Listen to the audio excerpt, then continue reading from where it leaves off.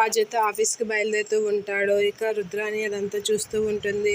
అపర్ణ అయితే ఎప్పుడు ఏది ఎలా జరుగుతుందో తెలియదు, ఇలా జరిగింది, ఇలా మనకి అవుతుందని మనం ఎప్పుడూ అనుకోలేదు రాజు, కానీ ఇప్పుడు అయ్యింది, దీన్ని మాత్రం నువ్వే సరి చేయాలి అని అయితే చెప్తూ ఉంటుంది అపర్ణ. ఇక బామ్మ కూడా మన కంపెనీ 100 ఏళ్ల నుంచి చాలా మంచి పేరులతో ఉంది రాజు, అది నీ చేతిలోకి వచ్చాక ఇంకా పేరు పెరిగింది, కాబట్టి నువ్వే మంచిగా చూసుకోవాలి, నీ నుంచే మళ్ళీ ఆ పేరు పోకుండా నువ్వే చక్కగా చూసుకోవాలి అని చెప్పి బామ్మ అయితే చెప్తూ ఉంటుంది. అలా చెప్పగానే రాజు అయితే చాలా హ్యాపీగా ఫీల్ అవుతూ, సరే నానమ్మ, నేను ఎలా అయినా వెళ్ళి ఈ లోటుపాట్లన్నీ నేను సర్ది చేస్తాను కదా అని అయితే చెప్తూ ఉంటాడు.